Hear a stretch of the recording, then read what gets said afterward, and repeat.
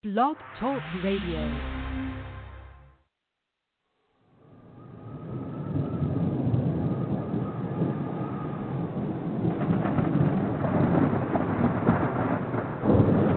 Hoor jy die magtige trene?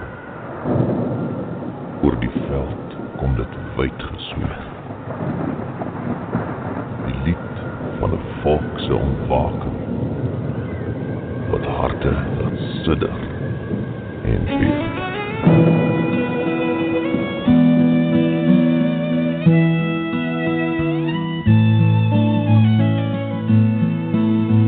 Ek smoeg vir die vrese waarmee ons moet lewe, vir guns en vir moord en vir ryp. Ek smoeg vir die bad news, vir Zuma en sy views, van ons op TV moet kyk. Ek wil nie meer hoor hoe ons tieners begrawe, oor niemand hul steur aan die wet. Ek wil nie meer lees van affirmative action op 'n klei om te hou wat ek het. Gee vir my 'n nuwe geit, 'n koos op plesie en 'n tellery, wat liedjies sing en skryf en stry, oor die mooi van ons land en ons reg om hier te kan bly. Ek soek vir Malema, sy leuns en sy sê maar, ons hou maar ons mond en betaal. Ons kruip weg in kampe, word blind vir die rampe, en bid dat die Heer ons omhaal. Daar's Winnie Mandela, wat mense verbrand het, maar nou wil sy huil in haar hand. Die staatskas is leeg en die ANC jeug saai verwoesting en pyn deur ons land.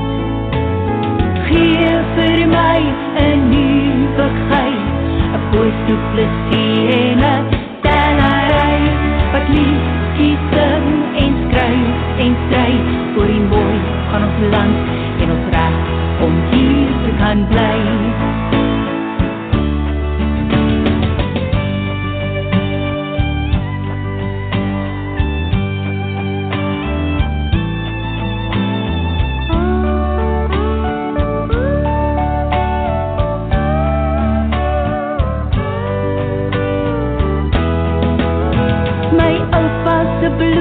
Het betaal vir die grond, waar sy kinders se kinders kan bly. Maar sy huis en sy lande is nou in die hande van die vyand teen wie hy moes stry. Ons kinders verstaan nie, waar kom al vandaan nie, hul erfenis is uitgewis. Geen volkslied of vlag nie, en geen erewag nie, vir die helde wat daar nie meer is. Gee vir my 'n nuwe geit, 'n koos op plesie en 'n tellery, wat liedjies sing en skryf en stry, oor die mooi van ons land en ons reg om hier te kan bly.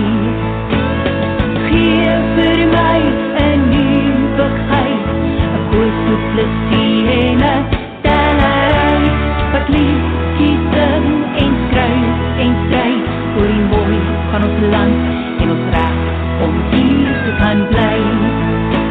En ons reg om hier te kan bly.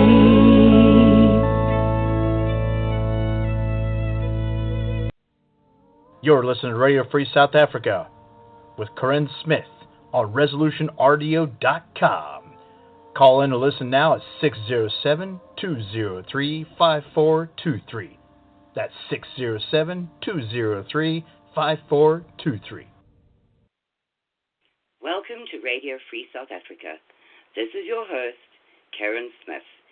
Before we begin this evening's show, I just have a big shout out to Sonny Thomas, who is the owner of this station.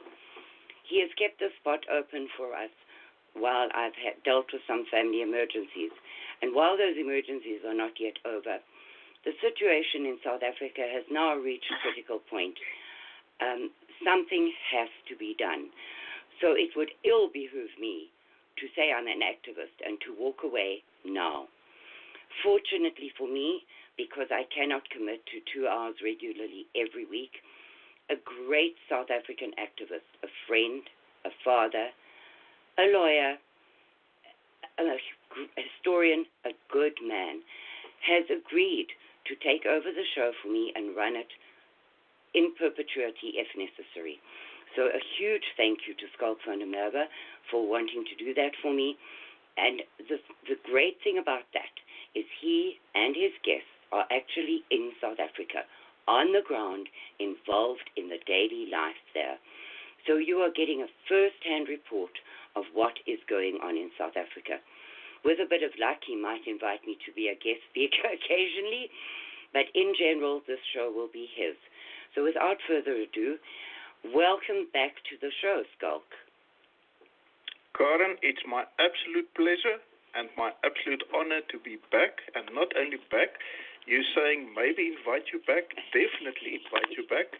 This is still your show, this is still your spot.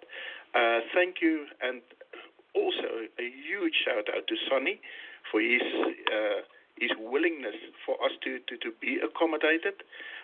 Thank you so much. No, definitely, and you will always feature. Karin, you're the mother of South Africa. You're the mother of the Boer people. You're the voice that kept on speaking on the other side when so many just went quiet. And it's gone on for years.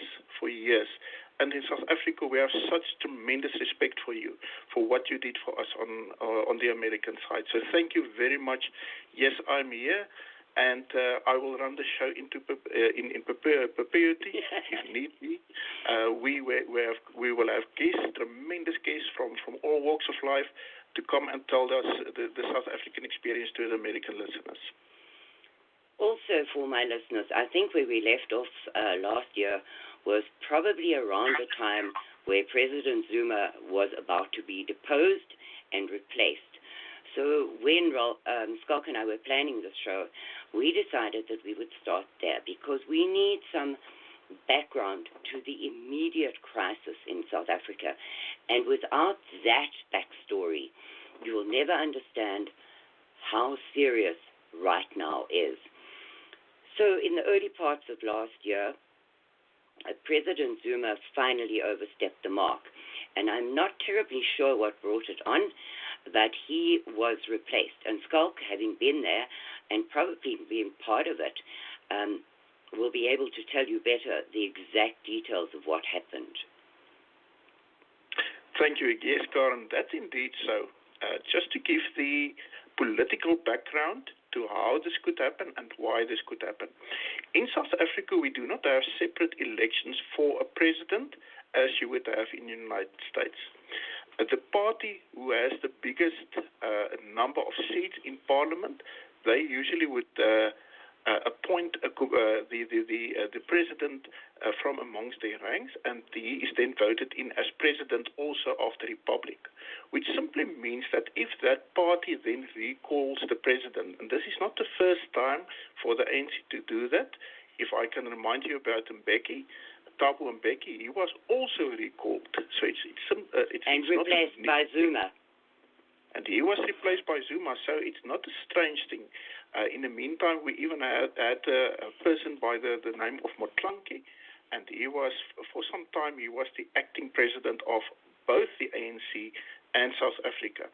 So in other words, what simply would happen is that the Congress is held by the biggest party in South Africa, that being the African National Congress, the ANC, and they would then simply recall the presidential candidate. In this instance, it was indeed Jacob Zuma, who had been the president of South Africa now for a few years before. The terrible Zuma. In South Africa, Zuma is seen amongst whites, blacks, coloreds, anybody, as an extremely ineffectual and corrupt president to an extreme extent. Is a Zulu, an ethnic Zulu, the Zulu being a tribe of Africans living mostly in Natal and Gauteng province. So amongst his own fellows, he still has tremendous following, but the rest of South Africa see him as an extremely corrupt individual.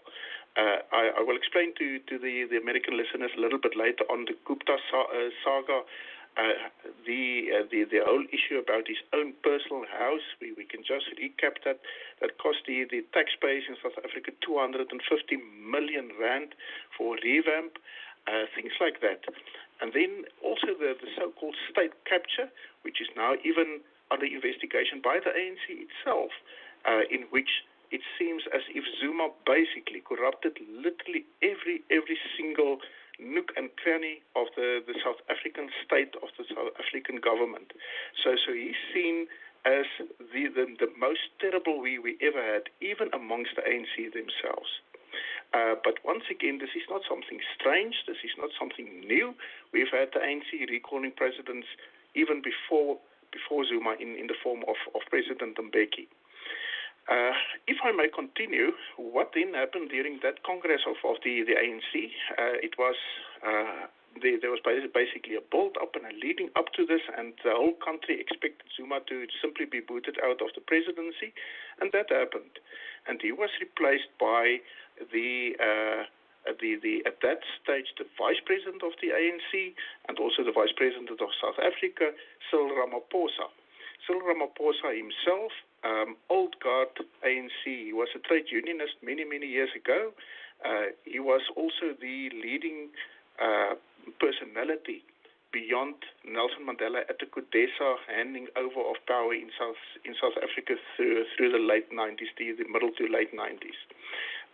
He was the chief negotiator there, and he's also a businessman. Through the years, he's been elevated in business through black economic empowerment deals, etc., to become a billionaire himself. He's a very rich business person in South Africa. And he was then elected at this Congress that I'm speaking about as the nominee of the ANC, and he was subsequently voted in at the parliamentary session then as the president of South Africa. And everybody took a deep breath, said, well, thank goodness we've got rid of Zuma. This man can only be better being a businessman and understanding how business works and how a country should work. He's going to do a fabulous job, and we'll all be safe. Yes? Yes, that breath that went out from the whole populace. We're now in better hands, and all the newspapers were going gaga in South Africa. Liberals were literally fainting in exaltation of this person, him being this great savior of South Africa. But apparently the statistics did not really support what was initially thought of Ramaphosa. We've gone down as fast as a stone in water. Karin, I can't describe to the American listener how a country can move from being very close to a failed state right into where we definitely are a failed state now. And many of this was coming from the Zuma years, but Ramaphosa himself, despite all these wonderful things that was believed of him, simply couldn't or maybe wouldn't save the country. Our economy has dropped to rock bottom. There's basically no indicators in the positive anymore. We've reached technical recession already. Our currency has dropped against the other major world currencies at a tremendous rate. Everything, imports, exports, everything has been affected by this presidency. And yes, as I explained to the listeners previously, the state capture, after Ramaphosa came in, it became very apparent that he didn't have any choice but to investigate the so-called state capture. Now, what is state capture in South Africa? We even have our own political terms that nobody else does. But that means that the mechanisms of state has been taken over by criminal businessmen. And this is not being derogatory. These are facts. One of the families is called the Gupta family. It's an Indian family. These people are corrupt and criminal to the core. and they've been basically taking over the mechanisms of state to a very large extent. Another family, it's coming out now. It's a white family. It's the Watson family of Bosasa. They've been so deeply entrenched into the state mechanisms that it's simply unbelievable how corrupt you can actually make a government. So all these things are starting to come out. But the biggest bomb Ramaphosa dropped on us is the so-called expropriation without compensation. Maybe you can say one or two words about that, but I really want to go into a very deep discussion relating to that, because that is now the most crucial aspect and discussion topic in South Africa. Absolutely, Schalk. So, in my opinion, and I am not a politician, I am just a little granny from Podunk, Texas, but in my opinion, the state capture story was horrific. But the expropriation of land without compensation is pure theft. It is nothing other than theft. If I come to your house, knock on the door, and say, for national security reasons, we need your property as of today, please leave, taking nothing with you. Your furniture, your car, your bank account, or everything now belongs to the state. You may go now. That is total theft. Because everybody knows that either you paid rent for your house or you have paid an exorbitant price with tons of interest. You have paid for your car. You've paid for every stick of furniture. You've probably paid for it with love because it is your home.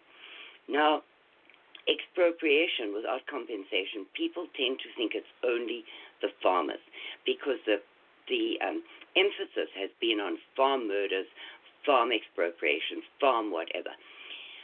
That is not the case at all. It applies to everybody and everything that you own.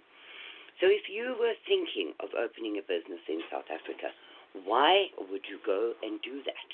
Why would you buy land, put up a building, open a huge store that you know can be taken away from you tomorrow? So the upshot of that has been horrific, but it is pure theft. And although he has told the world, our wonderful President Ramaphosa has told the world that this theft will take place along legal lines. Hello? If anybody understands how theft can ever be legal, I'm not sure. But this is what he is telling the world. And lo and behold, some of them are falling for it. So Schalk will give you greater details of this because he is a lawyer. He can talk and understand legalese, which is more than most of us can do, and he's there. So he can explain it way better than me, but it is nothing bigger or smaller than pure, unadulterated theft. Yes, Karin, I must agree with you 100%. Just to give the background narrative to that. In South Africa, we've had this whole issue of white guilt and apartheid guilt, and it basically comes down to a false narrative that was built that white people somehow came into South Africa being a developed country and owned by black people and somehow took over everything. I'm not sure when that happened. Was that now 50 years ago, 100 years ago, 150 years ago, 300 years? It's unsure when this happened, but apparently this small boat full of Europeans simply came and stole a whole country and stole all the land in South Africa and enslaved all the black people in South Africa. Those that we didn't kill, Schalk. Yes. We either killed them or enslaved them. Those that we didn't want to enslave, we killed. And piled up bodies in the street. Yes, we genocided anybody and everybody that we could not enslave. So that's the narrative behind this whole issue of land and property expropriation. We basically stole, that is the narrative, we stole everything that we as white people in South Africa own today. Now, that is absolute nonsense. We can go through history and time again point out to any sane and rational person, this is not what happened at any stage. When the white population in South Africa first started to colonize and settle the African continent from the south, from Cape Town, the old Cape of Storms, 1652, and even before that, for about 150 years before that, there was no contact with black people. Why? Because there were no black people living in those areas. When we landed in the Cape in 1652, the only local population was small people. They are called Khoisan, the Bushman people, and the Hottentot people. In the older writings, you will find those terms. It's not black people. Their language is totally different. Their culture is totally different. Their DNA is totally different. They still distinguish themselves today as a wholly separate racial group and not even an ethnic group separate from the Bantu or the black people. So those were the only people living in those areas that we first colonized when we came to Africa. And now we must also remember we're not speaking of cultures and civilizations and cities and streets in 1652. It was wild. There was nothing. The Khoisan people lived as nomadic and semi-nomadic stock herders or hunter-gatherers. And they would move all over the place. They would take their herds of cattle and their herds of goats, and they would simply go where there were pastures. They were not living in areas and countries and developed up any state for that matter. So the first forming of states and the first forming of governments and all these things, infrastructure, farms, etc., it was the white colonists, the white Europeans coming into Africa. The first time that we encountered black people were only in the 1700s, mid-1700s, and we encountered them far, far to the east, in the Eastern Cape, what is now called the Eastern Cape, on the fish. The main thing, or the most poignant way of pointing out, how do we know we clashed with the black people there the first? Because there were 11 border wars between the white colonists on one side of the Fish River and the black colonists on the other side of the Fish River. We had border wars for nearly a century on the Fish River and the Kai River. That is how we know that black people never moved beyond that point into the interior of South Africa. And I think, Schalk, you should address the Defukani and Mafukani as well, because that is where the black bodies piled up. It wasn't us settlers that did that. Yes, Karin, that's true. What happened during the early 1800s was that the Zulu kingdom under the Zulu King Shaka Zulu is maybe very well known in America. There were movies and many stories written about him. He is an actual historic figure. He united all the Zulu tribes, the Nguni tribes, in the north of what is now the Natal province in South Africa. And in building his empire and building his kingdom, there was also a huge displacement of people because of the wars and the genocides that he caused. And that is called the Mefekane or the Defekane. These are well-known historic facts. It's well recorded. What basically happened was that all these displaced populations started to move into the mountains and later on over the mountains into the interior of South Africa and killing and cannibalizing and basically starving to death a whole population that was not part of the Zulu kingdom of Shaka Zulu. And to the south, the Xhosa people, they were kept basically through a buffer between the Zulu kingdom and the Xhosa people.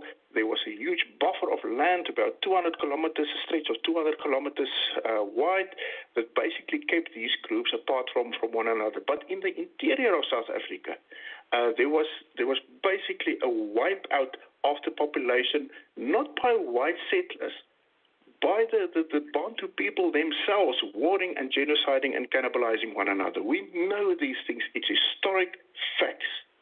It It was not whites that genocided during the early parts of the 1800s. The opposite is true.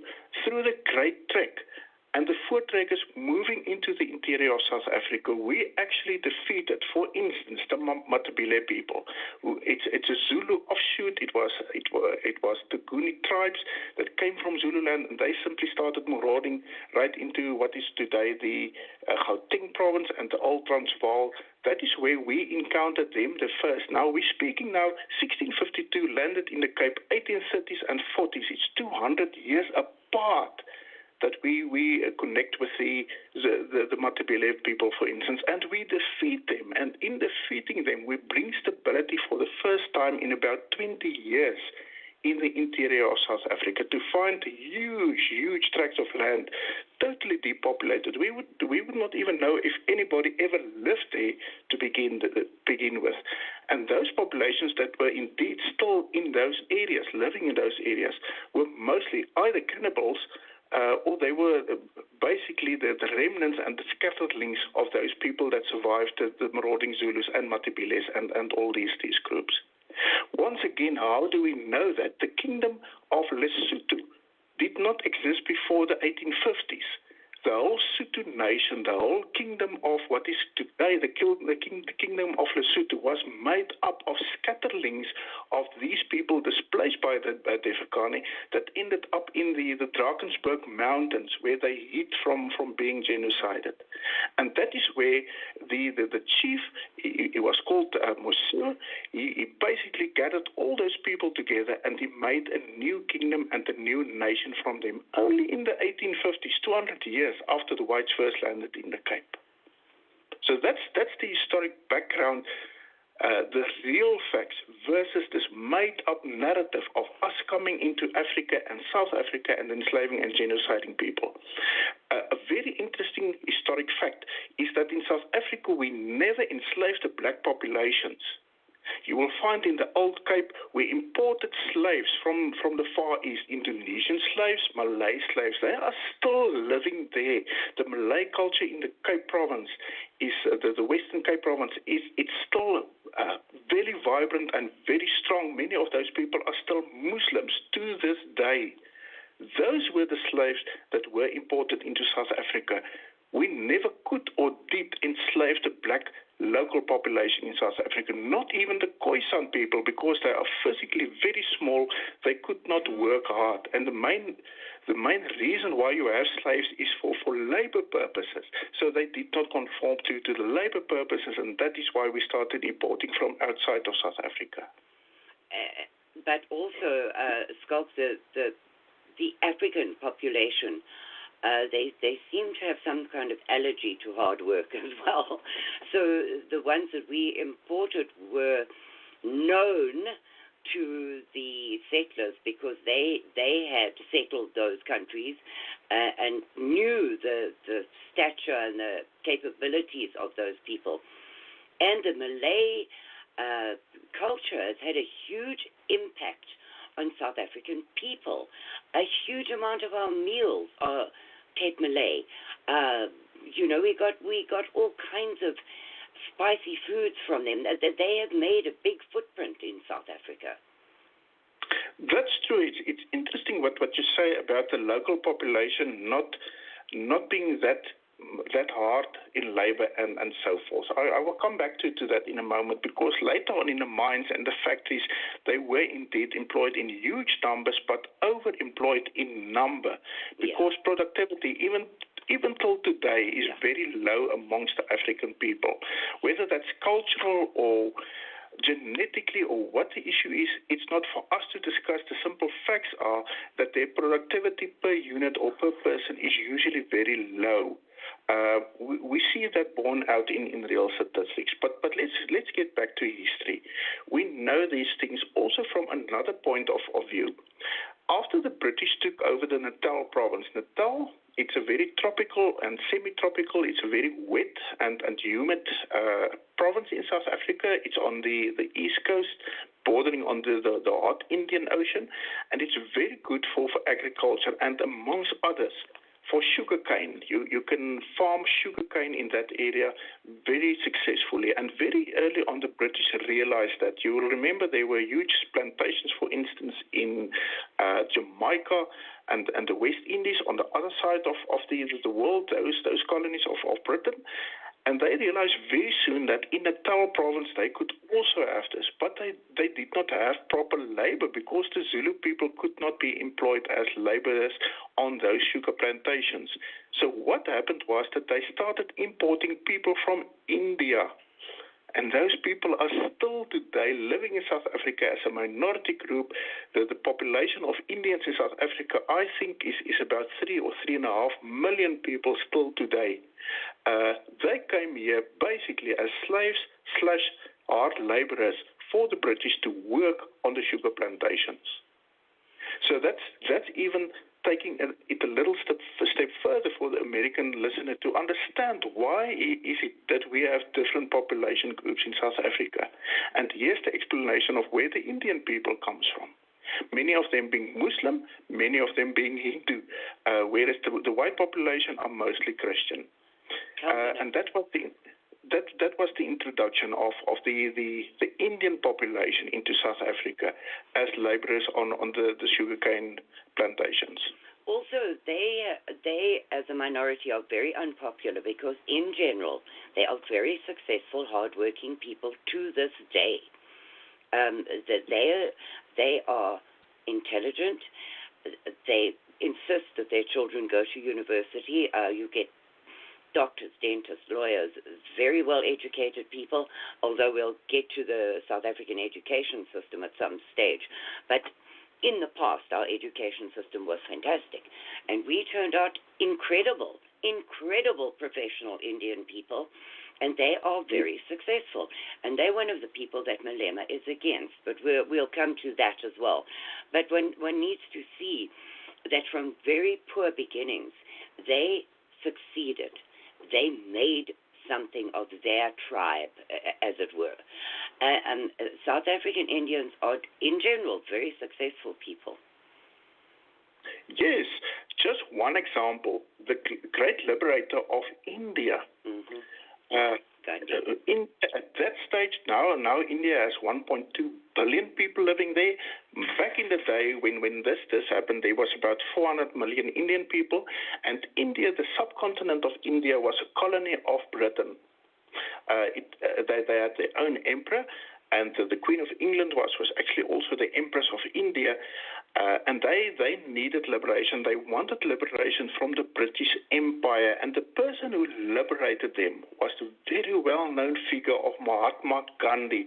I'm very sure all the American listeners will know about Gandhi. There was even this movie, Ben Kingsley played in that movie of Gandhi, in which this whole segment of the history was very poignantly painted to the viewer.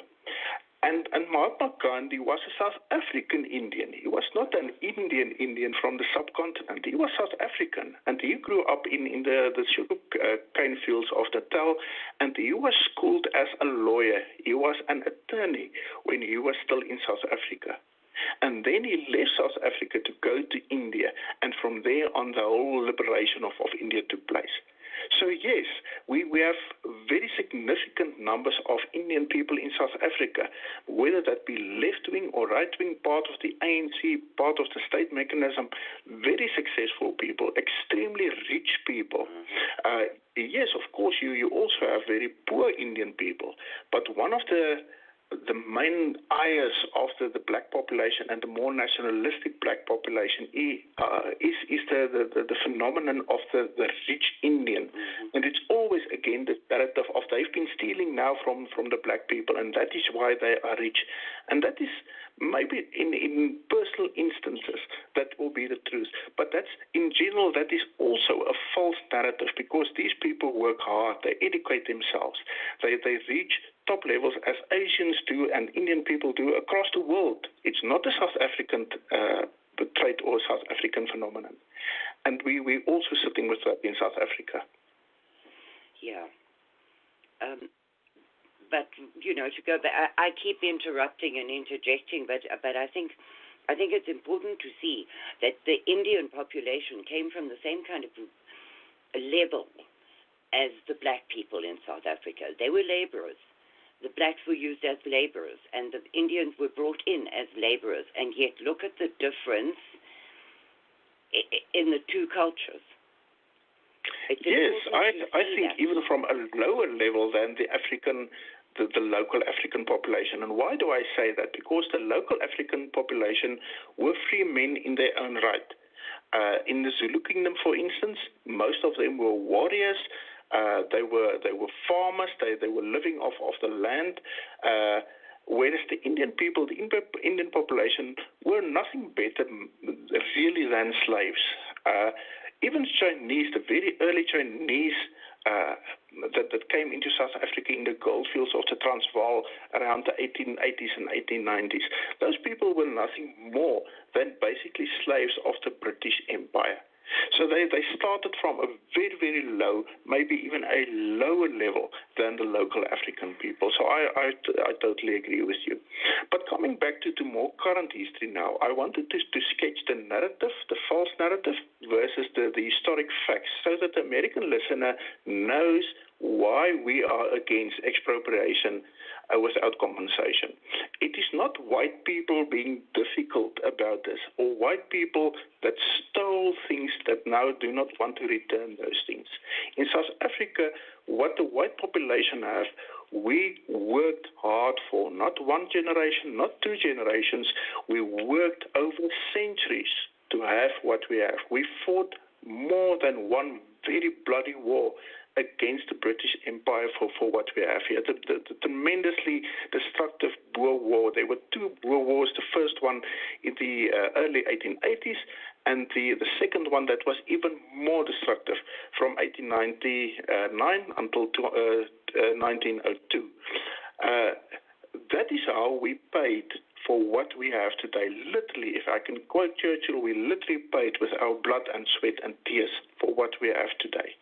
White South Africa always was white, and those homeland areas that were demarcated in 1913 and even before that recognized as the tribal areas of the black people, those were black areas. But white South Africa, the classical example of white South Africa, it was always in white hands. We developed it, we fought for it, we built it. And now today, in the early 21st century, we have, and it's not black government per se, it's a communist government, because you're sitting with the main policymakers in this, people of white and sometimes Jewish ancestry, making the policies and getting the ANC to institute those policies. Anthony Cronin, for instance, Rob Davies, I can name after name. It's not even black people who's running these policies. What is expropriation without compensation? It's the policy that is now being implemented by Ramaphosa's government, of where through state means and through laws and through processes, they are going to take away land and basically any property that the state want, expropriate that through a process, and then not compensate. And that is why you, Karin, say it correctly as it is theft. Because if you take something from another person that belongs to that person and you do not compensate him for that, it becomes theft. And that is the policy that they formally are now implementing through legislation. There's a huge boo in South Africa about our constitution. Section 25 of our constitution guarantees the right to property. In terms of the constitution, you cannot even do this. So they are coming to a point that they want to change the constitution to make provision for the expropriation without compensation of property. This is how far-reaching and how deep they are trying to not only change general law and common law in South Africa, but even the constitution to fit themselves. And it's a communist policy that we are seeing here, but as in most of Africa, where you had socialist and communist policies being implemented and property being taken from people, it's not the mass of the black people that will benefit from this. We're seeing it in Zimbabwe now. It's not to the benefit of the general population as it is proposed to be. This is simply to take the means of production from who owns it now and giving them to other foreign powers. And here I'm hinting in the direction, for instance, of Russia and China, because we're literally seeing it now happening in Zimbabwe with our own eyes. Yeah, apparently the Chinese have now taken over the currency in Zimbabwe and are in charge of printing the money, etc. But what is scary about this whole thing is that China is now, I'm leaping forward, but China gave Eskom, the Electricity Supply Commission, the only electricity supplier in South Africa. It is not like here in the United States, where every state and every town literally has a choice of electricity suppliers and definitely more than one. In South Africa, it's a quasi-statal organization, and they supply the entire country. Now, what is scary about that is that the Chinese have just given them a huge loan, as I read it, on the understanding that should the loan interest not be repaid, they will take over the power stations in South Africa. Yes, that's the net effect, and that is also not a new thing in South Africa. This is how the Chinese has been doing business, if you want to call it that, or new colonialism from the Chinese over decades and scattered all across Africa and even Asia, where they would come with investments and infrastructure developments and loans and even buildings that's being built and huge structures being built on their own expense. But in that way, basically capturing the businesses and the business environment and the state and the governments of certain countries. And of course, at some stage, when those governments become over-indebted or those businesses become over-indebted by the Chinese will then step in and say, well, you're not paying your loan anymore, so what we do now is we're taking over the operation of this business.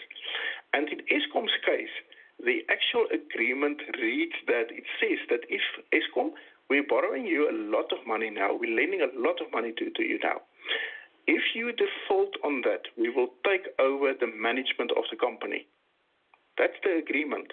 So we know it's going to happen because Eskom is very well known in South Africa to default and having to be bailed out by the taxpayer on a regular basis. They cannot run their business properly.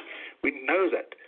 So it's only a question of time before the Chinese actually is in control of all energy in South Africa, electrical energy in South Africa. And most of our businesses and most of our factories and the state mechanism, everything is reliant on the energy supply that comes from Eskom. Now think for yourself for one moment strategically. If the Chinese tomorrow step into the United States and they secure a deal with all the power supply companies in the U.S. to say that if you default, we will now take you over. Strategically, they will be taking over the United States within a couple of years from now. In South Africa, that is exactly what's going to happen. Strategically, they will take over South Africa, not by foreign intervention or by troops and boots on the ground. That is also there. But by the time that they deploy that already, the whole state is in their hands. And we've seen it now in Zimbabwe. Zimbabwe, it's a failed state in totality, where the so-called expropriation of farmland, etc., was done about 15 to 20 years ago, if I remember correctly now. It's about 15 years ago.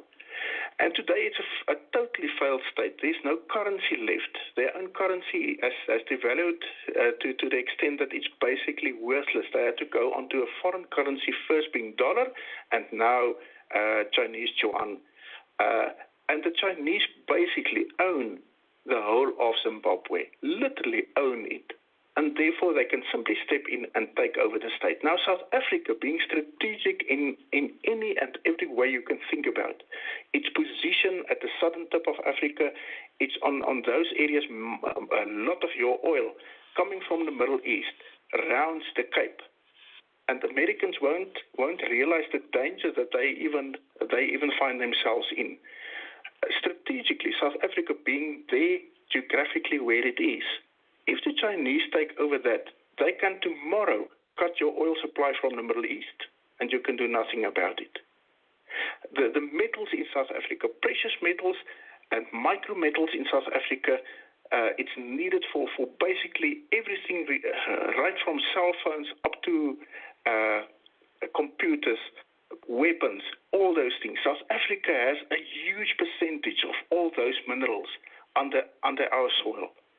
If the Chinese or the Russians or whoever takes a strategic hold of those, it basically it's cutting it off from the supply to the rest of the world, and they can then dictate what happens in your economy.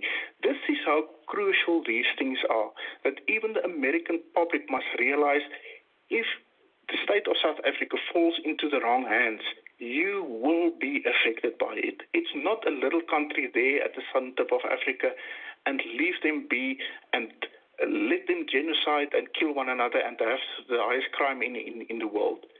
It will directly impact you in years to come if you do not try and assist us in fixing this problem. Absolutely. And now if we bring that back to the expropriation story, it is very coincidental, in inverted commas, that the first farms on the list to be redistributed sit on tons of coal. Now, at this very moment, Eskom is telling people that there is no coal or they cannot afford coal. So South Africa is facing these rolling blackouts that we had a couple of years back. Now, is that not amazing that there is no coal? And Schalk will tell you about the drone flight over the Richards Bay Harbor. The thing is, they are going to expropriate these farms, and then the Chinese will own the mineral rights, and then what? And then what? Even if they don't take over Eskom, if they control the entire coal supply, South Africa goes dark. One more time, we lose our whole electric grid, which in a way is what the Guptas did, because Eskom paid the Guptas millions for coal, which was never delivered. Yes, Karin, that's exactly what's happening. That is exactly what's taking place. You're quite correct about the list. When first the list started to surface about which farms and which farmlands that they will first expropriate, the government denied that high and low. By now, it's accepted fact that those will be the farms first expropriated. And you find this golden thread, excuse the pun, no pun intended, but this golden thread of mineral rights attached to all those properties. Under most of those farms, if not all of them, you have either coal or some other mineral lying there. So it makes sense that those would be the first farms and the first farmland that the government take away from their rightful owners to give them basically to the Chinese or the Russians or whatever foreign power pays them the highest bill. Even organized crime families like the Guptas and the Watsons. Whoever pays them the highest price gets that price. And we're not speaking of paying a price in a legal way by bribes and corruption. That is how it is later on how it falls into the hands of those people that do not have the best interest of South Africa or its people at their heart. Yes, the issue of coal. South Africa, unfortunately, through the years, the power stations in South Africa, they are extremely reliant on coal. Most of our supply of electricity comes from coal power. We're now moving into the direction on a very small scale of green energy, of solar energy, etc. We have one or two big hydroelectrical schemes in South Africa, but most of our supply of electricity comes from coal-powered stations. They are even building new coal-powered stations, huge stations. We're supplying a very large percentage of all the electricity in Africa. And now it happened that through the years, through black empowerment, the policy of black empowerment and the Gupta family, and I'm very sure it's going to come out that it's not only the Guptas, there's other families and other crime families also involved in this. Eskom, the utilities company, went into procurement contracts with these families and these individuals, etc., in terms of which they were supposed to deliver coal to the power stations. And they were even paid in advance for that coal, and the coal never arrived because the coal, I think, never existed in the first place. It was simply a paying off and the stealing and the looting of Eskom, and by implication also of the Treasury, because as I stated previously, you would find Treasury and government bailing out Eskom on a regular basis. Very, very late in last year, we were once again now in summer, the South African summer. We have summer when you have winter in the Northern Hemisphere. We faced a very strange threat now of having our power cut because there's not enough electricity. Now, usually you would have that in winter when the supply is maybe a bit lower, but the consumption is much higher. But now, all of a sudden, we face that in midsummer, and it simply didn't make sense. On further investigation, we found, and there's actual drone pictures, the harbor on the eastern part of Natal, it's called Richards Bay. In that area, you will find literally mountains of high-grade coal being put onto ships and being shipped off to the Far East, most probably China. That was also established. They are buying at a very cheap price. They are buying up high-grade South African coal. It's being exported in huge amounts through Natal and through Richards Bay. But on the other side, Eskom tells us there's not enough supply of coal in South Africa to keep the power stations running, which is, of course, a contradiction in terms. After this surfaced, and it surfaced tremendously in the mainstream media, even the liberal mainstream media, all of a sudden, the whole story went quiet of Eskom not being able to apply power, and no rolling blackouts followed that, as we had in previous years. So that in itself, Karin, tells me that it was a nonsensical story. It was a false narrative that we were being faced, and we were being extorted, actually, by Eskom and the government with. Yes. Just simply so that we as the consumers and the taxpayers, we would pay a higher tariff and a higher price to Eskom, and they can even further loot South Africa and the people paying for the utility. Well, I see that Eskom has applied for another price increase, and the overseer of that has said, well, that shouldn't happen right now. I saw that this morning. But the absolute cheek of it, they have been given billions by the Chinese on loan. They've been bailed out by the South African taxpayer, I don't know how many times. And still with this big loan, they want to increase it to a degree that people just can't afford it anymore. Yes, but now you must remember, because they have the monopoly in power supply in South Africa, we're sitting with a practical problem, and this is not necessarily residential consumers. Of course, the ordinary man in its house in South Africa is affected by this, but the people actually affected worse are businesses and factories and plants and the economy. I was involved, and I'm still involved in organized business for many, many years. And one of our biggest fights has always been against Eskom and the regulator in South Africa, the energy regulator, which is supposed to be independent, but it's not independent. It's called NERSA, the National Energy Regulatory Body of South Africa. Our main focus and our main fight has always been municipalities that has become totally ineffectual, and power supply. Not so much water supply, that is going better to a certain extent, but power supply. Because we are the most affected, the economy, the businessman in South Africa is the most affected. But now we're sitting with a practical problem that Eskom is our only supplier. If they do not supply, and if we do not pay the high price of electricity, our industries come to a standstill. So they are actually holding South Africa as a whole, and the business community in particular, at ransom to pay these exorbitant prices. And Karin, we're not over-exaggerating when I say it's exorbitant. You found in certain areas. I had first-hand experience. We actually went to court. That court case is still running in the Goldfields area, smack in the middle of South Africa. Welkom, Herenman, Ventersburg, Allen Ridge, that area.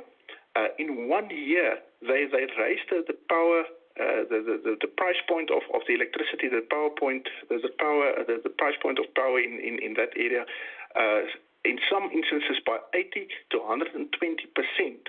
So in other words, year on year, this out businessman in America, year on year, your energy bill all of a sudden doubled. Now, how do you cope with that in your business? Many of those businesses simply went bust, and those who did survive just simply started paying the high price so that they could go on with their business. So it's basically extortion that's taking place here. We don't have a choice. We must pay them what they are asking. So now, that all ties back into the expropriation issue, because if the Chinese end up owning the power stations and the coal, I can't even imagine it. Economy. They own it. Yes, they own the economy. It's a literal thing. It is not me or the next person sitting here with a daydream. This is literally what is taking place here. It's the capture, not on a smallish scale, because it was already big, like the Guptas or the Watsons or the crime families or Ace Makashule or whoever. We're now speaking of the whole economy being taken over by a foreign power. In this instance, most probably it will be the Chinese. Yeah. So, and we also need to draw attention to the fact that the Chinese in 2008 in South Africa were declared black. So they do not need to abide by the broad-based black economic empowerment laws. And they have also been given permission to open 13 Chinese-run police stations in South Africa. Those, to me, are signs that the country is already in so much debt to China that they are bending over backwards to try and give the Chinese everything that they want in order to stave off that evil day that's coming. Yes, that's a fact. That's a fact. Through court, through the Constitutional Court, Chinese people were declared as black people. Now, there's a proviso to that. The court order, the court ruling said people that lived in South Africa of Chinese descent prior to 1994 is deemed to also be black people. Now, that kind of makes sense, although it doesn't really make sense because they came into South Africa previously, Taiwanese people as business people settling in South Africa as rich people. They were never at the mercy of the so-called apartheid state, if you follow that narrative. So that it makes a little bit of sense. But here's the thing, Karin, how do you distinguish a Chinese person from prior to 94 living in South Africa than one that came after 94? How do you do that? In practical terms, must that person now declare his ancestry and his descent? Of course that is not happening. There's no legislation asking for that. There's no regulatory measures asking for that. So if a Chinese person applies for a state tender, he's deemed to be a black person, even to the detriment of the local black people, of people of South African descent that has always been here, black people. So it's a fantastic situation, but in a negative way.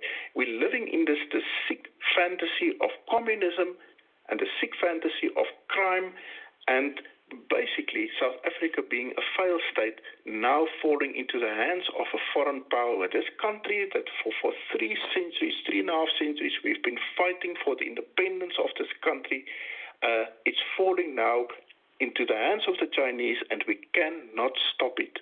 It is done through the sanction of state, through the sanction of the Communist Party in South Africa and the ANC in South Africa and the EFF and the leftists in South Africa. We can do nothing about it. Everything that we built up over centuries is being sold. Is being sold off at a huge reduced price to people that's not even originating from this country. Yeah. On that note, we're coming up to an ad break. We will be back in about 5 minutes. Listen, do you hear that sound? It started low, but it's getting progressively louder. Into a crescendo, even louder. Irresistible, ending in an ear-splitting blast of mass disruption. That's the sound of America's economic and political systems crashing to the ground. But we have a plan. We will be ready to restore political sanity. We will be ready to answer the call of productive America. We will restore America's industrial base and put America back to work. We will shut down political correctness and restore decency and positive media to America. We will save our Constitution, our traditional way of life, our customs, and religion. We will restore sound money and crush the debt-based system of monetary slavery. And we will end America's foreign misadventures. We are the American Freedom Party, and we have a plan. Learn more about us, theamericanfreedomparty.us. Water is the single most important thing your body needs, so you want to be sure it's the best for you and your family. Since 2005, thousands have depended on Berkey purified water. The Berkey Guy provides the lowest price filtration systems in every size. For incredibly delicious water now and in an emergency, get to GoBerkey.com or call 877-886-3653. 877-886-3653. GoBerkey.com. We have the new product at InfoWarsLife.com, BioTrue Selenium. We've had so many requests over the years for selenium, and just recently we were able to source a certified organic, bioavailable selenium from mustard seed extract. When you take selenium in the body, it actually benefits the detoxification systems in your body. It helps balance the thyroid gland. It helps detoxify. Selenium is another one of those absolute must-haves. The highest concentration of selenium is in the thyroid gland, but it's actually used all over the body. As a matter of fact, there's 25 genes in the body that are directly dependent upon selenium. So it really is a all-around nutrient that everybody really needs. I'm taking it now every day. This is so key. BioTrue Selenium is the product, the best selenium that we could bring you. We believe it's the best out there at a very, very low price. Exclusively available at InfoWarsLife.com or by calling toll-free 888-253-3139. You're listening to Resolution Radio. ResolutionRDO.com.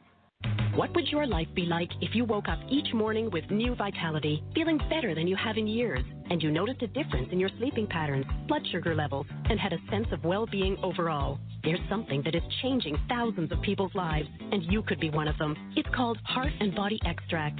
Sharon Harris, co-creator of Heart and Body Extract, talks about the positive effects of Heart and Body Extract. What happens with the formula Heart and Body Extract is it's giving the body the necessary vitamins, minerals, amino acids, enzymes, and phytonutrients so the body will heal itself. And yes, the body does have the ability to balance blood pressure, balance cholesterol, clean and unclog the arteries. It can also work on balancing the circulation for diabetics. So the body is an amazing thing. It simply needs some help so it has the tools to heal itself. Heart and Body Extract gets results.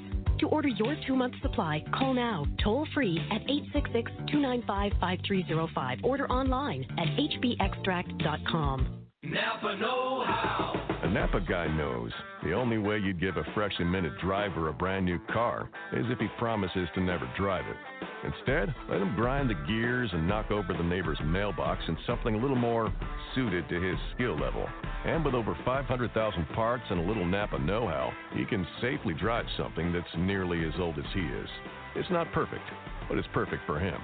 That's Napa know-how. Napa know-how.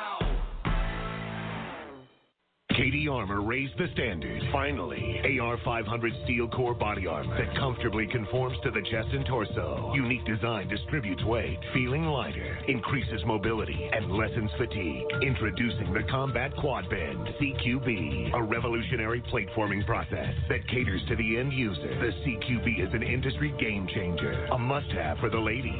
Available now, only at KDArmor.com, CATIarmor.com. Come and take it. You're listening to Radio Free South Africa with Karin Smith on ResolutionRDO.com. Call in or listen now at 607-203-5423. That's 607-203-5423. You're listening to Radio Free South Africa. This is your host, Karin Smith, reintroducing your new host, Schalk Merwe from South Africa.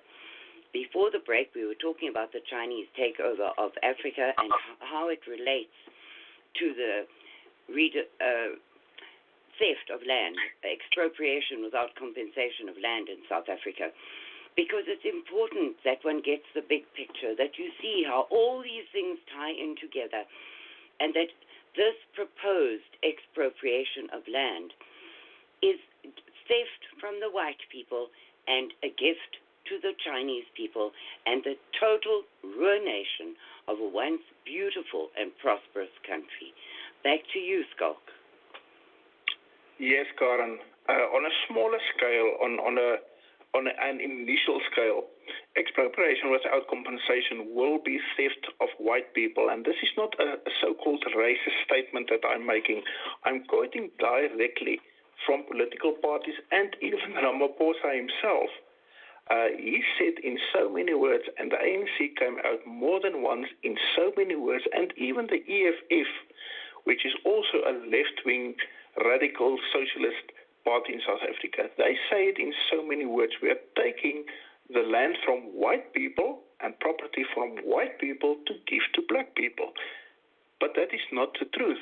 Maybe initially that is what is going to happen. But there's a proviso to this. It has been made very clear by the ANC in its policy documents that the actual deeds of sale, the actual deeds relating to property will not be given to individuals. It will fall back to the state. In other words, the state will own all the land and the state will own all the property. So although initially it's theft from white people, this is actually theft from all South Africans, no matter how rich or poor or what color or race. It is simply taking what is South African, whether that be white, black, or whatever color, and giving that to a foreign power that has no further relation to South Africa. That is actually what is going on here. That is actually what has been going on in Africa for many, many decades. After the so-called fall of colonialism, all the land and all the property previously in the hands of the colonial powers, and in some instances white European owners, and in many instances even the tribal areas of the local black people, the property fell into the hands of the new governments, mostly Marxist governments, socialist governments. And that in turn, through the years, had been traded off to the Cubans, to the Russians, in previous years the East Germans, the people from the old communist East Bloc, and most importantly, the Chinese.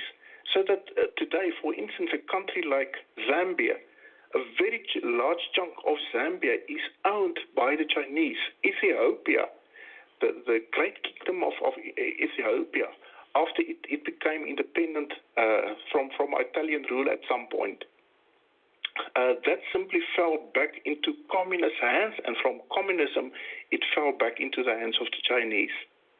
So it's a new colonialism taking place here, but from a very, very cruel master, a master that's simply there to exploit and to take from Africa and now South Africa.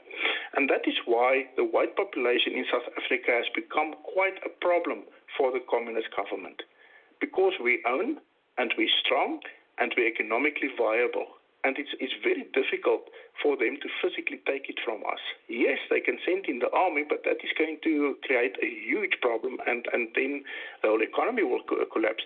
So they had to go to other extremes and other measures to simply take what is ours and expropriate, steal it from us. And it's now being done through this process of legally stealing.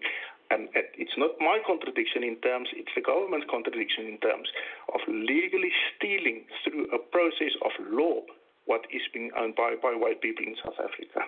Yes, because he was at Davos recently, And he assured them very solemnly that it's going to be done through legal methods, the same as he told Theresa May. And Theresa May then increased the British aid to South Africa.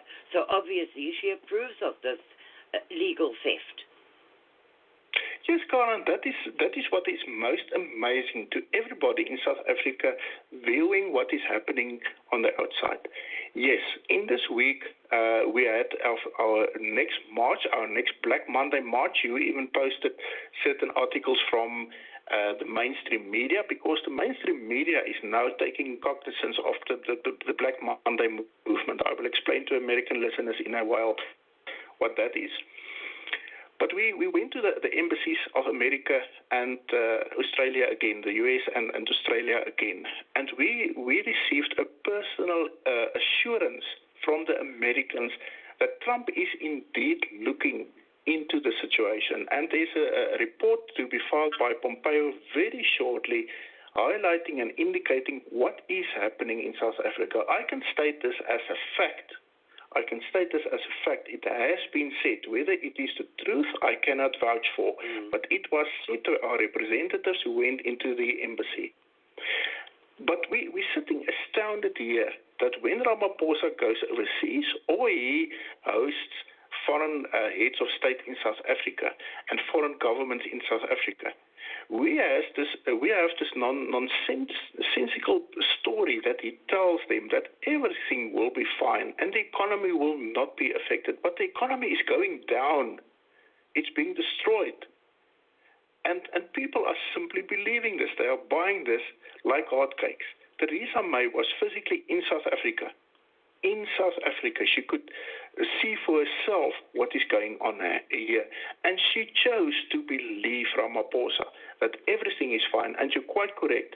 She went a step further. She not only approved and took what he said as the truth, she then increased foreign aid to South Africa, actually bolstering Ramaphosa and the ANC and the Communist Party in what they are doing.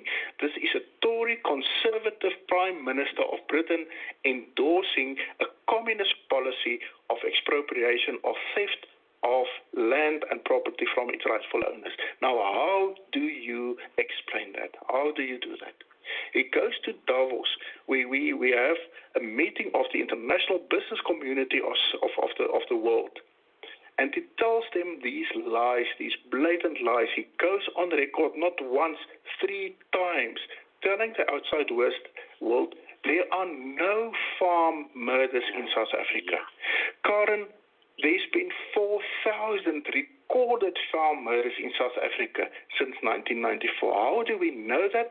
Those are the statistics kept by the rather liberal South African Farmers Union, Agri SA. And we know it even further. In the small town of Bothaville here in the Free State, we have a whole wall of commemoration of those people killed in farm attacks. And it's wall upon wall. It's like your wall for the veterans of Vietnam. It's the same. It's wall upon wall of names with dates, with actual instances that has been verified to show that there were farm murders. But he goes 3 times and he convinces the world only by saying these things that there's no farm murders. And the world believes him. They do not go onto Google, they do not go onto any internet platform and simply make an inquiry, South African farm murders. If you do that, Karin, if the American reader do that, they will find thousands upon thousands upon thousands of verified instances that they can see for themselves of how brutal the farm murders and the killings of whites in South Africa is taking place. And that is denied. A lot has been said over many years about the denial of the Holocaust, the supposed killing of the Jews during the Second World War. Now, by law, that is, in many countries, you cannot deny the Holocaust. You cannot deny what happened to the Jewish population in Europe throughout the Second World War. But then you sit with the practical problem in South Africa of we seeing what is happening. And then our president goes and he denies and everybody believes him.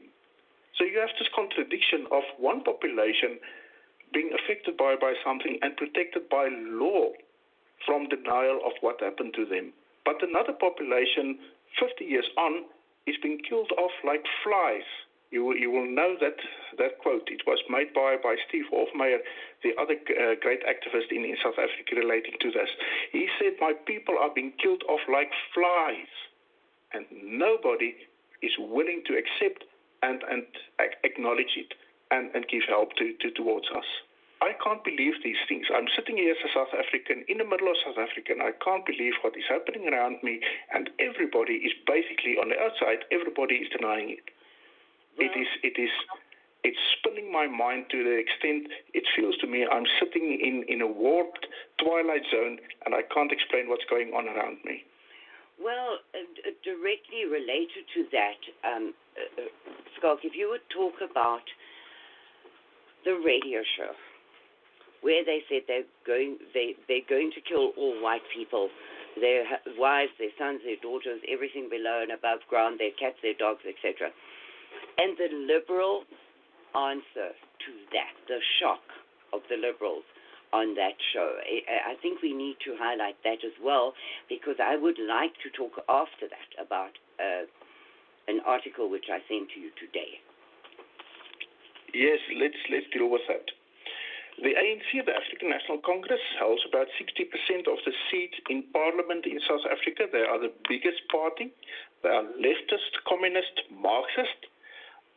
Some parts of the ANC calls themselves black nationalist, but if you look at the economic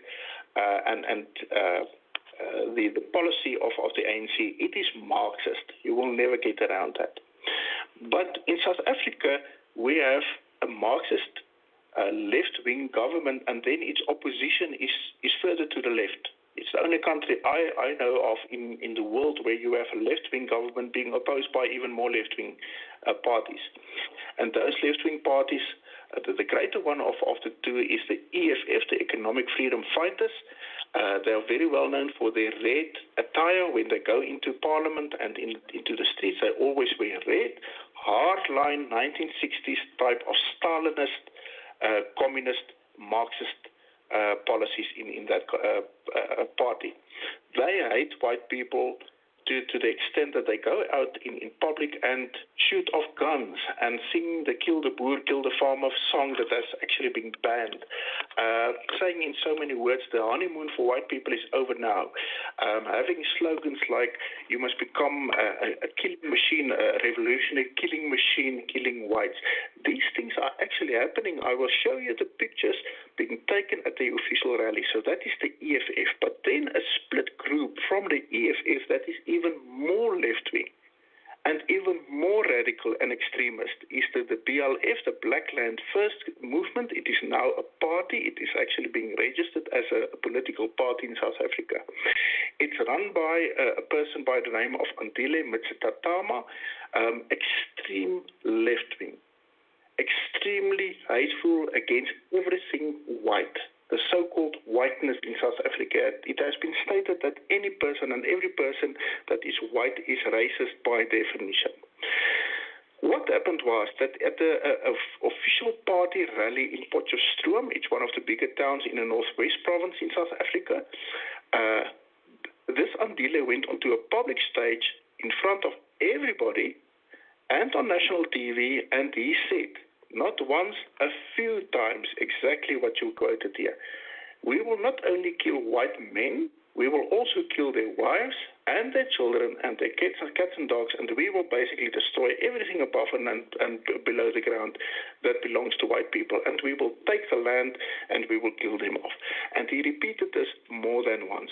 It ended up in political parties ourselves, National Conservative Party and Black Monday Movement. Black Monday Movement is an activist, a non-racial activist organization in South Africa that opposes this violence and opposes the extreme remarks, etc. But criminal charges actually being filed against him. Whether there will come anything from those criminal charges, it is doubtful, but we had to make the point in public. You cannot go on by saying these things and not being brought before court or not being brought before a legal system. His words were not cold, Karin. before his second in charge, a guy with the name of Lindsay Marstorp. He's not even a black person. He's a mulatto, a half-blood. I'm not sure what his DNA or his ancestry is, but he goes on national radio, Afrikaans national radio, a liberal station, but it's run by government, RSG, and he says the following. He says all the things about whiteness and how he hates white people, and we have the guilt of apartheid, and then he comes to we have the guilt of slavery, and he creates this whole false narrative again of black people in South Africa being slaves, or having been, or they were the slaves of the white population. And then he goes and he says it directly. He says, and we will kill all the white people in South Africa. And the female white liberal journalist having this conversation, this interview with him, she is shocked, dead quiet initially. And you can hear from her voice that she's really rattled. And she asked him, but will you even come for me? The implication being, but I'm liberal and I've always been on your side. And he says to her in so many words, yes, I will come for you too because you're white. It goes about the whiteness. And she's so shocked that she doesn't even take the interview further. She says to her producer, well, we will have to investigate the story further. Now, that was, I think, a wake-up call for all liberals in South Africa, liberal white people that through the past 2 or 3 decades, they try to position themselves in South Africa as pro-government, as pro and not being critical of government. And I think it's in the hope of not then becoming a victim. Yeah. I have news for them. Through Lindsay Marstorp's own words, we will come for you because you are white. It's a racial thing from their side. It doesn't matter who you are, what religion you belong to, what political party you ascribe to. It's because your skin is not black that we will come and kill you. It's as simple as that. Now, those remarks, the one first of Andile and then the one of Lindsay Marstorp, that went into the outside world like a bolt of lightning. All of a sudden, everybody in Europe, all my friends and contacts in Europe and in North America, they were up in arms. And they wanted to know more of what has been said now. Because, Karin, over many, many years, over decades, we've been telling the outside world we are now under the threat of genocide. Yeah. We are a small cultural and racial minority, only 8%. The Indians are even less. The colored people, mixed race people, are also about 8 to 9%. We are really under the threat of genocide from a certain portion of the black population. Not all black people. I will never say it's all the black people, but a very large percentage that has been radicalized and extremized through political means. They have been threatening genocide for more than 2 decades, and nobody is listening to that. Nobody is hearing us out. They are making it off as a conspiracy theory, as a so-called Nazi theory, as white genocide being something political. It's a made-up thing. It doesn't really exist. And here they hear it from the mouths of black leaders themselves, of leftist, communist, Marxist leaders, saying it in so many words. We're coming after you because you're white. No other reason, because you're white, from their own lips. And yet, Schalk, after this hoo-ha in South Africa, Ramaphosa still goes to Davos and tells them there is no such thing as farm murders. Yes, he says it in so many words, and as the business community in the world believes that, because I think they want to turn a blind eye. They know what's going on, and they will have very easy pickings if the white population in South Africa and the colored population and many of the black people in South Africa are simply being genocided. They will have rich pickings of it. That makes them party to this genocide and to the murder. And that is what we've been telling the American government and the Australian government. In our formal communication with them, when we delivered these petitions to them and we delivered the memorandums, we said it in so many words in writing to them. You now know about this. If you do not act on this, you become a party to genocide in terms of your own rules and regulations and UN conventions. You are then hiding genocide. You are becoming parties to a genocide. You're accessories after the fact of what is going on here. It is simple. I'm a lawyer. I drafted most of those documents myself under my own hand because we needed to put the world governments on terms to say to them, you're seeing what's happening, but you're not acting on it. You're not acting on it. I want to come back to this article in the Daily Maverick. It's a very leftist, liberal newspaper in South Africa. You sent it earlier tonight to me. It's a long, extended piece of propaganda. It goes where it first starts to describe Mr. Jonas Nilsson. He's a Swedish national. He made certain movies exposing the whole plot in South Africa relating to the takeover previously of the ANC government, the involvement of the Swedish government even financing terrorism in South Africa. So he became a very controversial figure in Europe and Sweden. So he's first taken on in this article in the Daily Maverick, and he's been called there all these derogatory terms of a white supremacist, of Nazi, of all these things. I know Mr. Nielsen. He's certainly not a Nazi. He's certainly not. He's a journalist. He's a freelance journalist simply making movies and documentaries about the things that he himself perceived to be injustices. Sometimes even against what I believe as an Afrikaner to being injustices to us. So they go on about him being this Nazi agitator that now came from Europe, and they don't even know, the Home Affairs Department in South Africa doesn't even know how he turned up on our soil. How could that be? He flies into South Africa on a regular basis and flies out. How can they say that they don't even know how he came to South Africa? But then they don't leave it there. They go on to the next organization. It's called AfriForum. AfriForum is basically a civil rights organization in South Africa. They have distanced themselves formally more than once from this thing of white genocide to the ire of right-wing South Africans.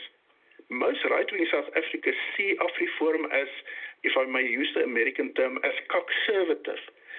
Those conservatives that are actually more liberal than conservative. So they are not even seen in the ranks of right-wing conservative South Africa as being right-wing. But then they are portrayed in this article in Daily Maverick as also being some kind of a white supremacist and Nazi organization. Once again, Mr. Ernst Roots, who they specifically mention in this Daily Maverick, he himself describes himself as a liberal in South Africa. He's not even a supposed conservative. Now, how do you get to him being a white supremacist and a Nazi? Yes, and he has gone on the record countless times saying they have not ever called it a genocide. Yes. I mean, he has said that, I don't know how many, as you say, to the extreme ire of South Africans. Yes. Among right-wing South Africans, the real right-wing, the hardcore right-wing, AfriForum is seen as traitors to the cause. Now, but he's still painted as a white supremacist and as a Nazi. But then it becomes even more ludicrous. Then they end up with a person by the name of Willem Petzer. Willem Petzer is just simply a freelance historian. He goes on YouTube from time to time and he makes videos and documentaries pertaining to his own opinion. And once again, he's come out more than once to say, but I'm actually a liberal. I don't see myself as a conservative. If you listen to him, you will also hear that he's not speaking the terms that you would usually find in conservative South Africa. He's using more the liberal tone of describing things. He's also then painted as this rabid, racist, white supremacist Nazi. they go on to cite a very interesting thing that happened, incident that happened some time ago in the media. A person of Jewish descent, his surname is Friedman. He's the editor of one of the newspapers in South Africa, The Citizen. He also happens to be a satirist and a stand-up comedian. Now, okay, maybe it's only in South Africa where editors of major newspapers are also stand-up comedians. But in any event, during one of these things, he made a so-called satirical video in which he mocks farm murders. Hear me out on this. He's living in South Africa. He has white skin. He knows they want to kill him because he's white, no other reason. But he's still making satirical, in his words, satirical videos where he's mocking farm murders. And Willem Petzer went out and he did a counterpiece, and he basically slammed Daniel Friedman to say to him, but you can't do this. This is extremely insensitive. Why are you doing this? Why are you making a video mocking people in this terrible situation that they are in? If you listen to the wording of the video, I'm not going to give Friedman any further publicity about it, but it's really nauseating when you hear what this guy is saying, right? Yes. And then they slam this Willem Petzer, who did the counterpiece, also then as a white supremacist, and then he's also anti-Semitic because now apparently he hates Jews because incidentally Friedman is of Jewish descent. They go further. They describe the organization Suidlanders. Now, Suidlanders is simply a prepper group that you would have in North America. It's a simple prepper group. They've also come out directly to say there's no civil war in South Africa. I was in the interview. I was one of the panel members in that interview on national TV, in which they came out to say, but we do not say that there's a civil war. We also do not say that there's an actual genocide going on. Once again, to the ire of right-wing conservative South Africa. Then the Daily Maverick in this article also go and slam them to be this horrific, like a terrorist organization. They say that they recruit people in the same way as certain terrorist organizations, and then the terrorist organizations are listed there. And they are being discredited then by this article tremendously. They are just simply a prepper group. They are prepping people if civil war breaks out, and we've been threatened with civil war now for more than a decade. If it breaks out, then you're supposed to do this and that and the following. That is all that they are doing. Then, Karin, a few other names are called there. Ironically, National Conservative Party, which is actually conservative, we are not mentioned there, and Black Monday movement, which is by its very nature a reactionary movement, is not called there. It's very interesting that these other parties are called, but not us. Yeah. But they basically then slam all these midway, mid-of-the-range type of organizations as being supremacist, as being terrorist, and as being Nazi. Now, the same narrative happens today in the United States. You have people coming out in the United States, congresswomen coming out in America to say that if you wear the red cap of MAGA, make America great again. That's a noble thing to say. Let's make our country great again. But they're coming out to say the red hat of MAGA is the same as the white hooded cap of the KKK. So the same narrative that's being driven against ordinary, good, law-abiding citizens in America is being driven in South Africa to then lambast these people as being white supremacists and Nazis and all these derogatory terms. It's exactly the same program that's running on both sides of the Atlantic. Yes, and that Schalk, is part of the reason we do this program. Yes, we do it to inform the world about what is really going on in South Africa.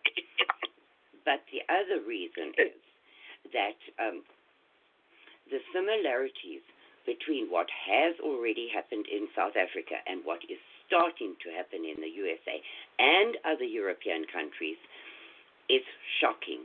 And if people do not look at South Africa soon and take action on South Africa soon, their own countries are going to go that exact same way. The signs are all there.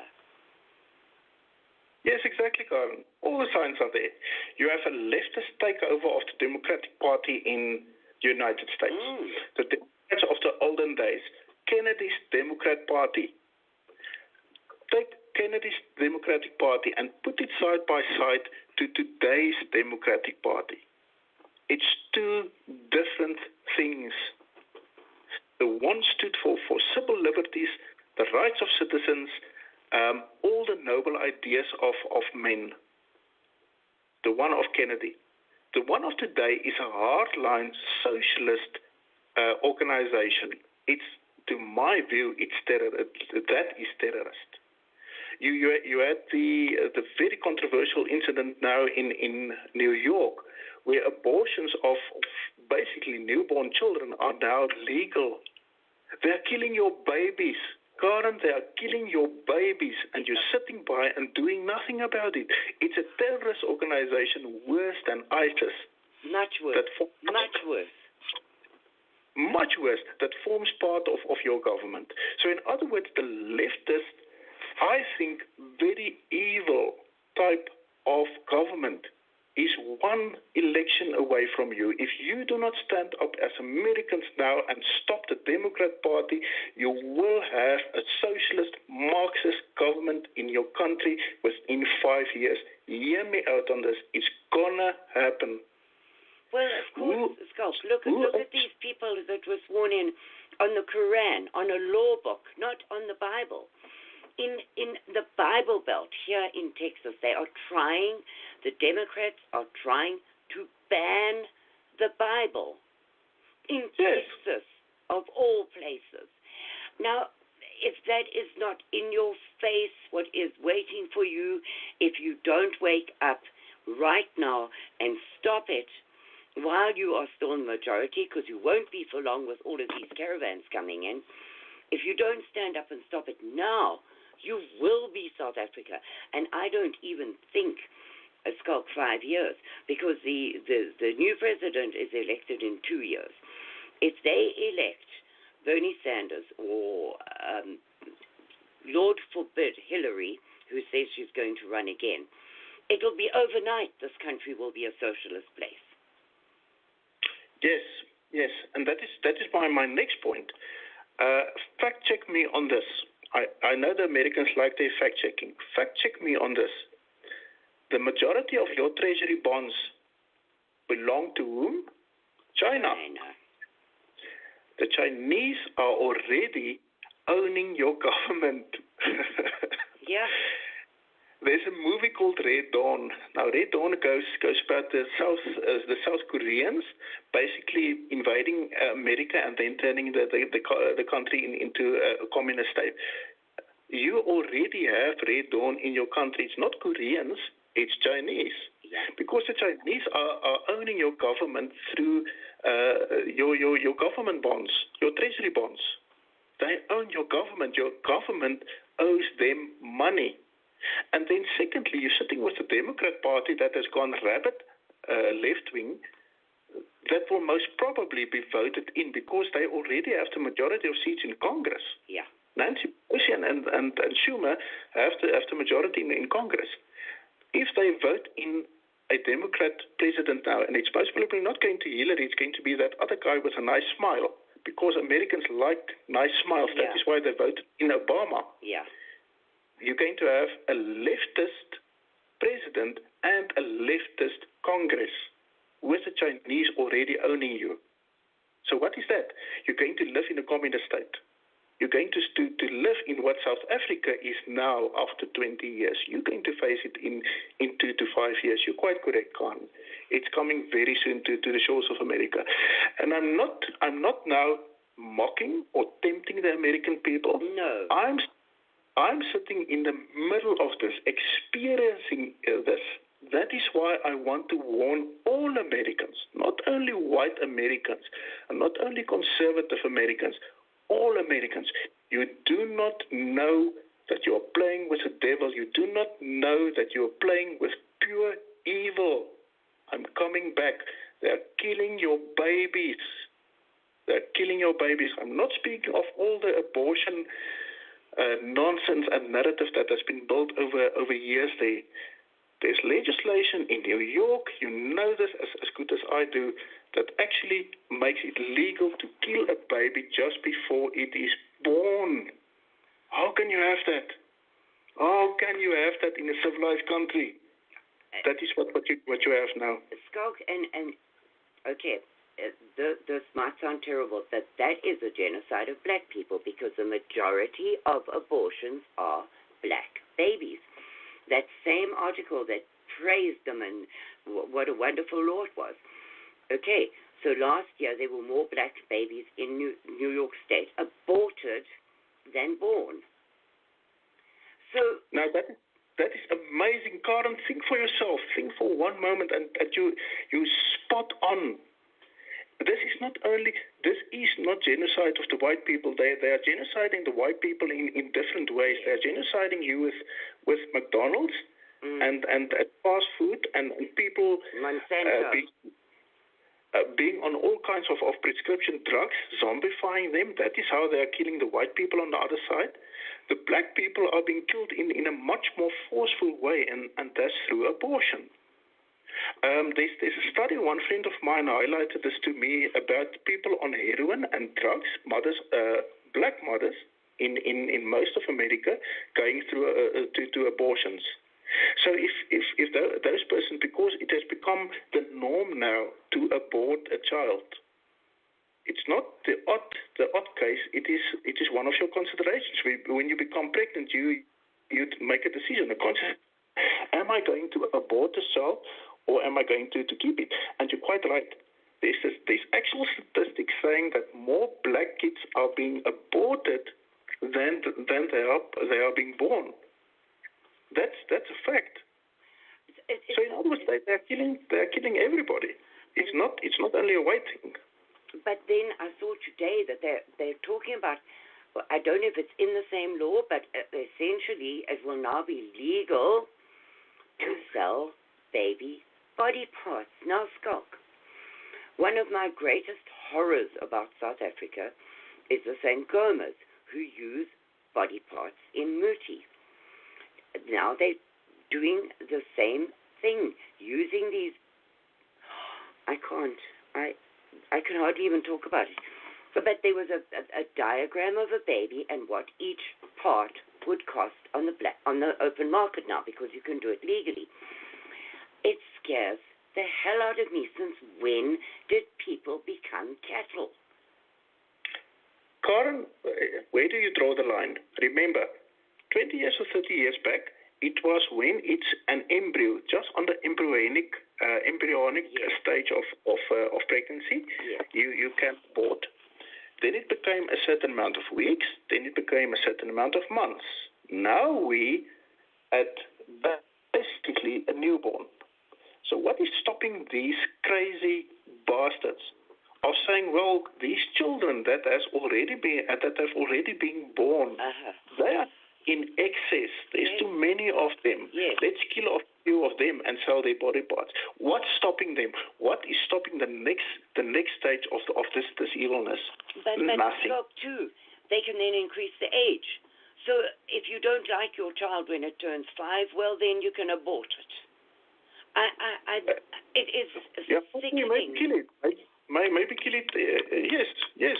Maybe before it goes to school. Yes. Maybe before it becomes a burden on the schooling system. Let's kill it. Yes. Yeah. So now tell me this: in America, if you kill a pregnant woman, you are up for 2 counts of murder. But now, if that baby is not a person, are we going to change that law as well? Exactly. In South Africa, the South African law actually provides that the fetus can inherit. It's called nasciturus fiction. It's an old legal concept from Roman law that's 2,000 years old. So in other words, if the fetus has not been born and the father is then deceased, that child can inherit. He can the child after birth can go to court and sue for part of the estate.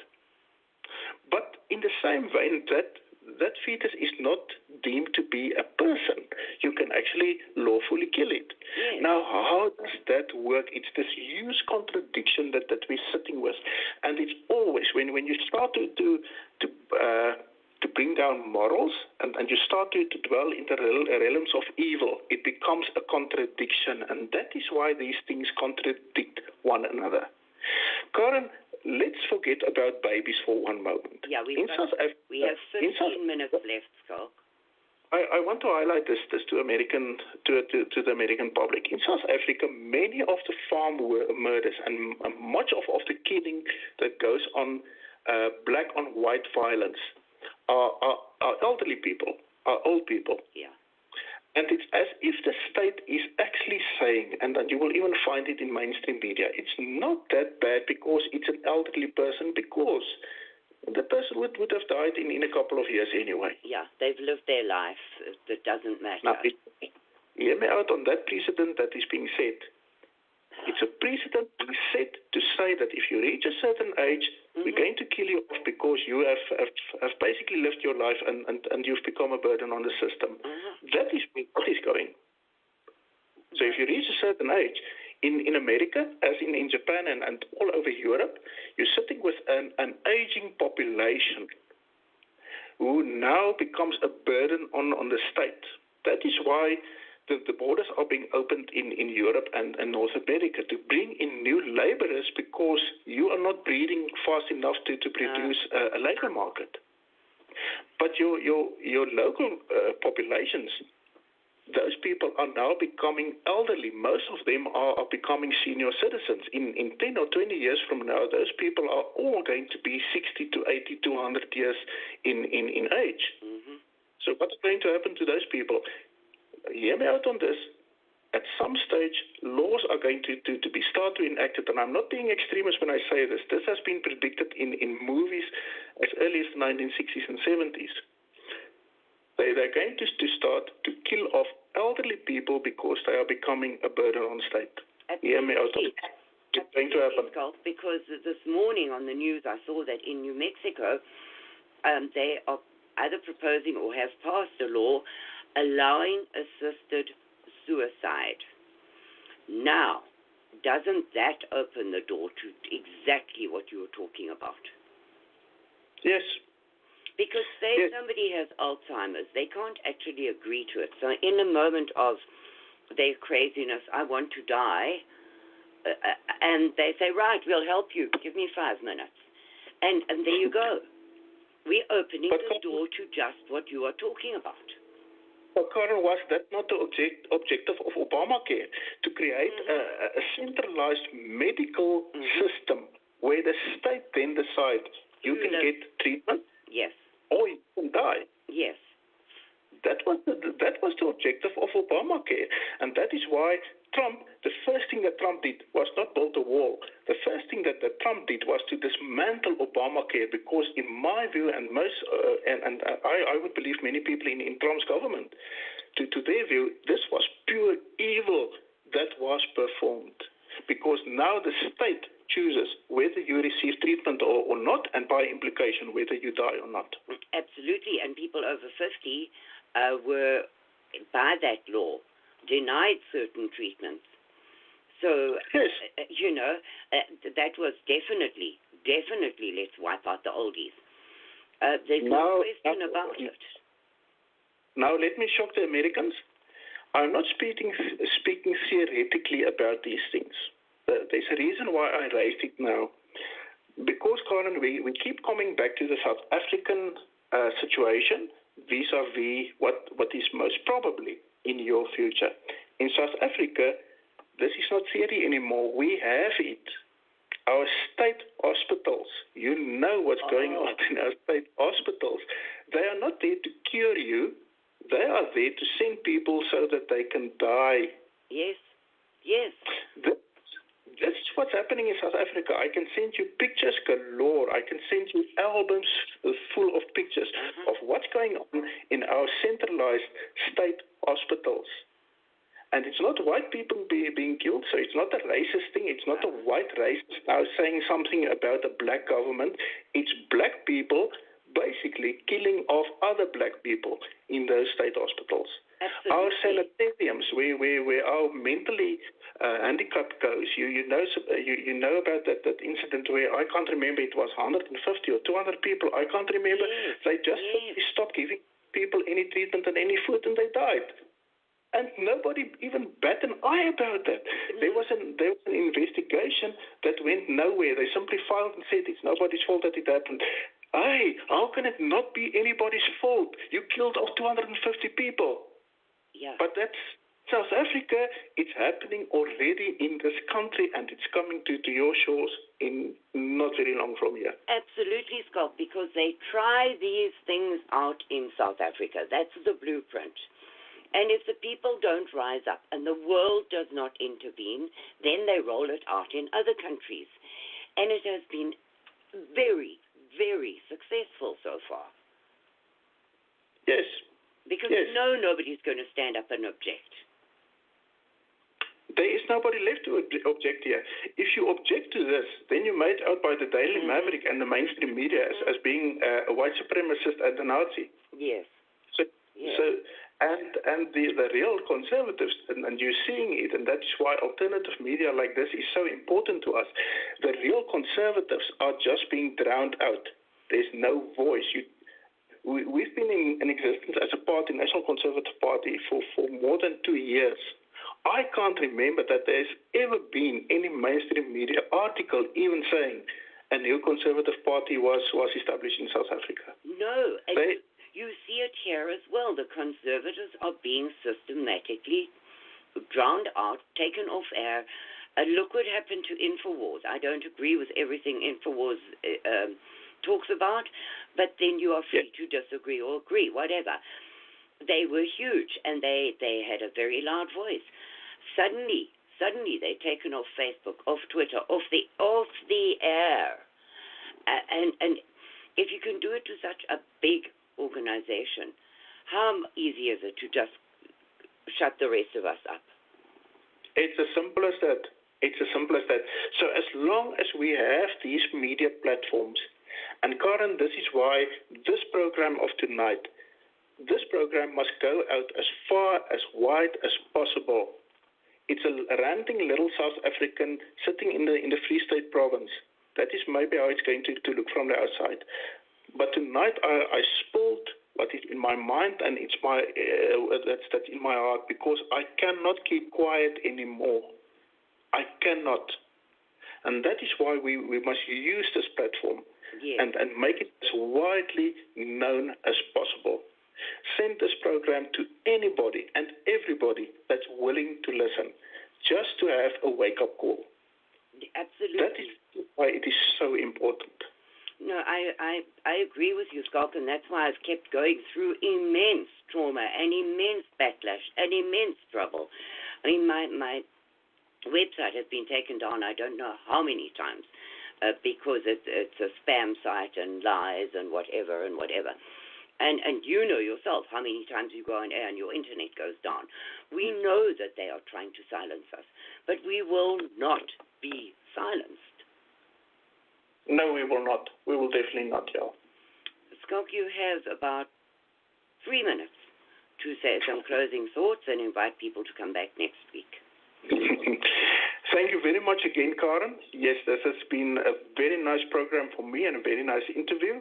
And as from next week, yes, let's rock the boat. Let's become very controversial. You will definitely always be part of the makeup and the fray of things. You're my mentor in these things. As I said, you're like a mother to the Boer people, the Afrikaner people in South Africa. So you will always feature here.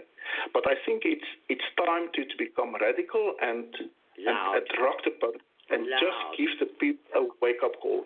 Take them by the shoulders and just shake them until they are awake. Absolutely. That is our duty and our obligation.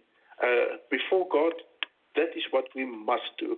No, absolutely. I fully agree with you, Schalk. Thank you very, very much again for relieving me of this duty for a little while, because I really can't do it every week, and I feel that it is very important that we keep people abreast. We don't walk away from it right now. Thanks again, people. We'll be back same time next week. Schalk will be your host. I've entrusted my show to very, very capable, very, very good hands. Thank you for listening. Please pray for South Africa. Pass this video to everybody you know. We're playing out with Tattoo Billy's Praise Him. God bless South Africa. God bless the USA. And God help the world we live in today. Thank you, Karin.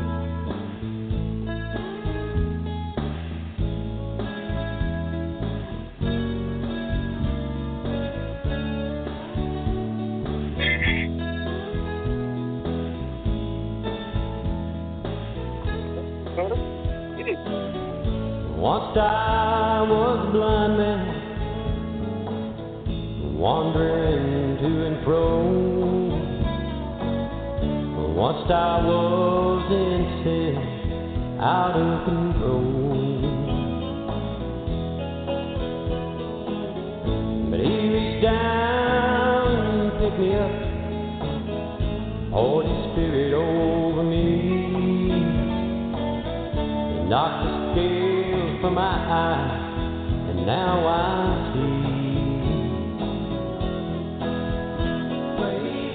Praise Him, praise Him, praise His holy name. I was in sin, but He loved me just the same.